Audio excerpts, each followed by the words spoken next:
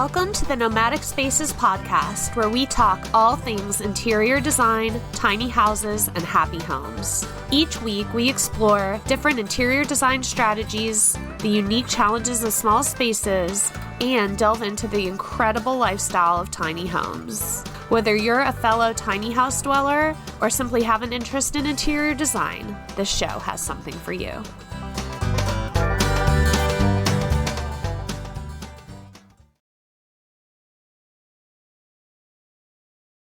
Hi there, welcome back to the Nomadic Spaces podcast. I am your host, Sarah from Suka Interior Design, and today's episode is understanding the flow of movement in interior design. Today, we're going to delve into the intricate world of interior design and explore this often overlooked concept of flow. In the realm of design, understanding the flow of movement within a space is not just a matter of aesthetics. It's essential for creating environments that are not only visually pleasing, but also highly functional and conducive to the needs of occupants. From the way we navigate through a room to the way we interact with its various elements, flow plays a significant role in shaping the ambiance and usability of a space. So grab your blueprint and join us as we uncover the importance of understanding flow in interior design and discover how it can transform the way we experience our surroundings. Number 1, importance of understanding flow. In the intricate dance of interior design, flow really takes center stage as the choreographer, guiding occupants through a space with grace and efficiency. Understanding flow isn't just a matter of aesthetics. It's a fundamental aspect of creating a well-designed and functional environment. Just like a river meanders through a landscape, the flow of movement within a space impacts the way people navigate, interact, and ultimately experience their surroundings. Without careful consideration of flow, even the most visually stunning spaces can fall short in terms of usability and comfort. Now let's talk about how flow affects movement and interaction. As I've said earlier, flow isn't just about how a space looks, it's about how it feels and how it functions. Think of flow as the invisible thread that connects each element of a room, guiding occupants seamlessly through spaces from one area to the next. From the layout of furniture to the placement of doorways and pathways, every design decision influences the flow of movement within a space. A well-designed flow encourages natural movement patterns, minimizes obstacles, and creates intuitive pathways that make navigating a space feel effortless and intuitive.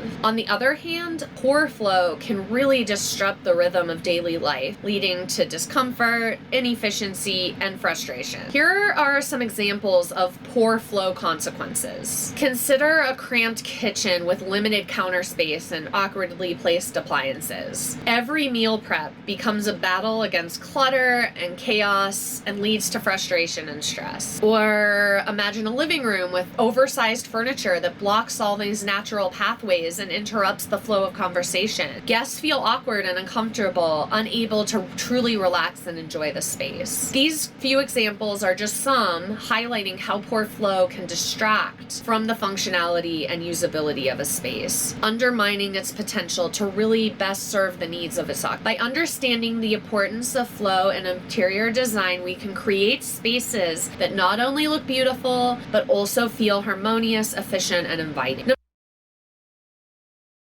Number 2, types of flow. In the holistic nature of interior design, flow comes in various forms, each serving a distinct purpose and shaping the functionality and ambiance of that space. From service-related flow to family dynamics and hospitality, understanding these different types of flow is really essential for creating environments that cater to the specific needs and activities of the occupants. First is service-related flow. Service-related flow refers to the movement patterns within areas dedicated to daily tasks and routines, such as kitchens, laundry rooms, bathrooms. In these spaces, efficiency is paramount, with the layout and organization directly impacting the ease and effectiveness of completing tasks. For example, in a well-designed kitchen, the flow from food prep to cooking to cleanup is seamless, with ample counter space, strategically placed appliances, and intuitive storage solutions streamlining the whole process. Similarly, in a well-organized laundry room, the flow from sorting to washing to folding is smooth with designated zones for each step of the laundry routine. By optimizing service-related flow,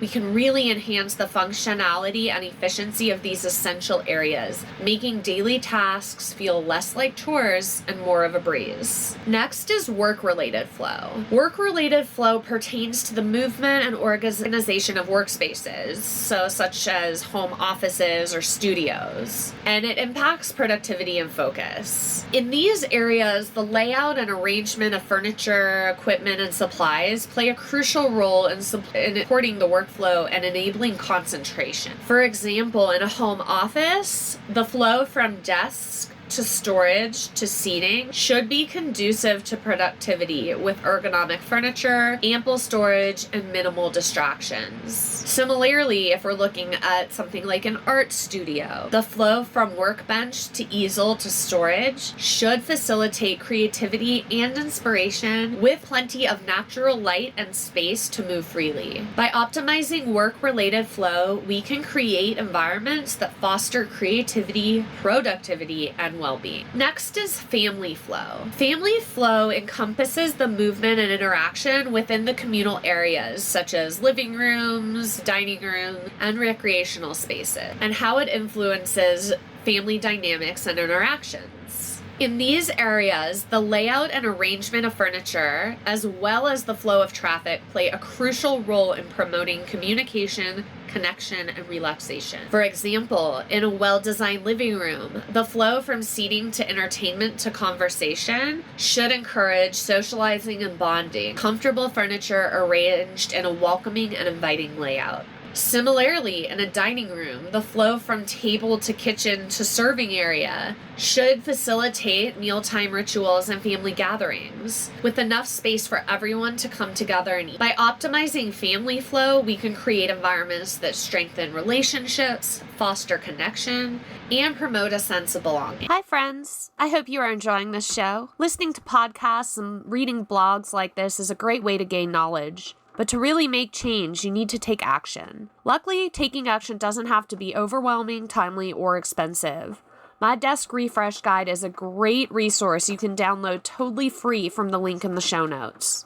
This guide will break down the redesign process into simple, actionable steps with tangible results to transform your space without spending a cent. Now let's get back to the episode. Next, let's talk about guest flow. As you might have guessed, guest flow pertains to the movement and experience within spaces designed to accommodate guests, such as entryways, guest bedrooms, and entertainment areas, and how it contributes to hospitality and comfort.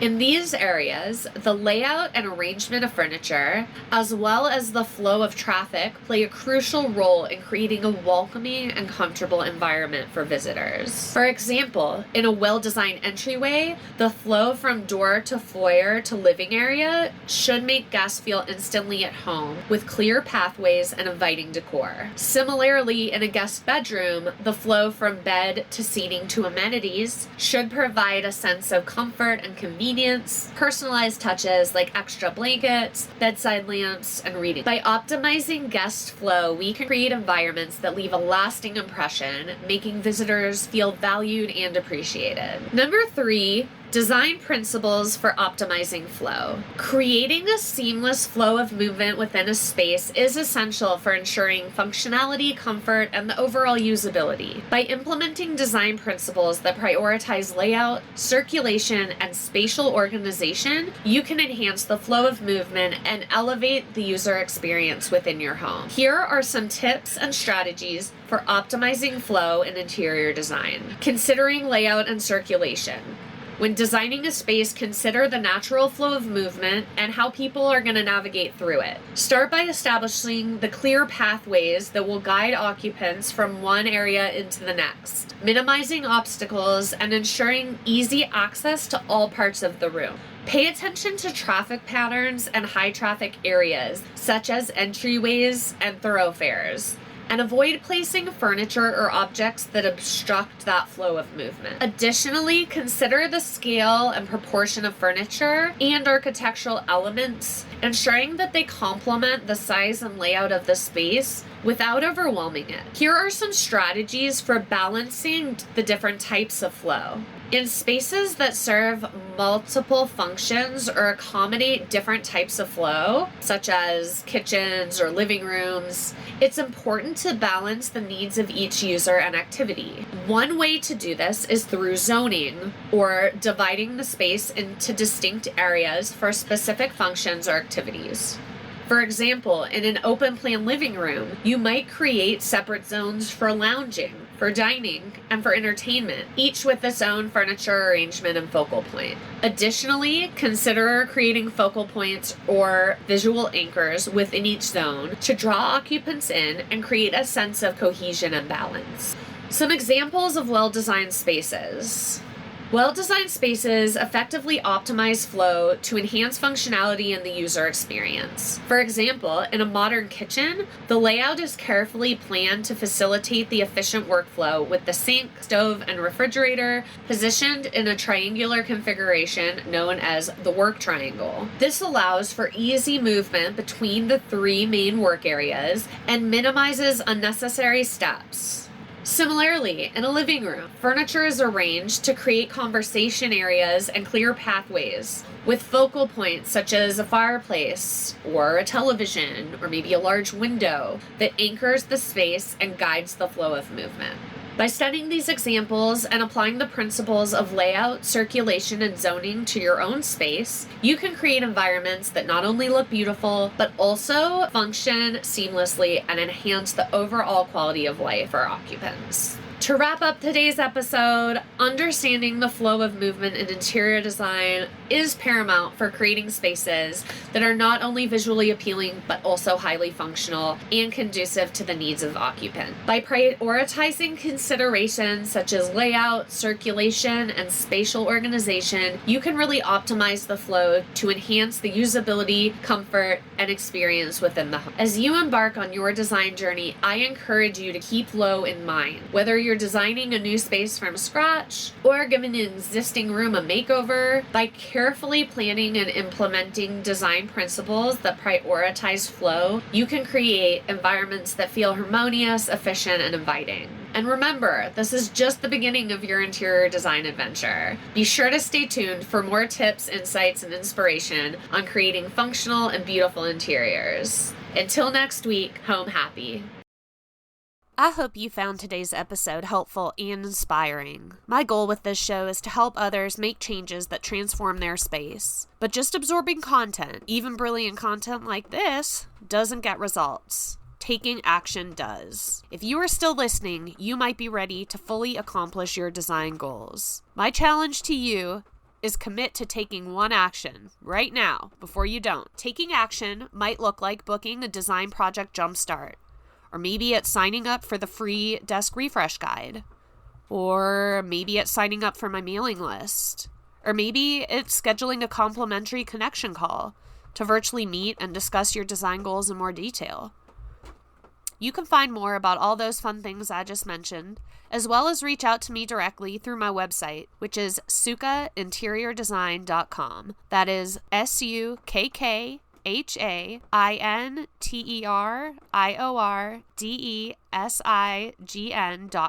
I love connecting, so please don't be a stranger. As always, thank you for tuning in and for being a part of this community. If you liked what you heard on this episode or show, please take a second to like, review, subscribe, and share this podcast with your friends and family. It is truly the easiest way to show support for me and this tiny niche podcast. Until next time, take care and home happy.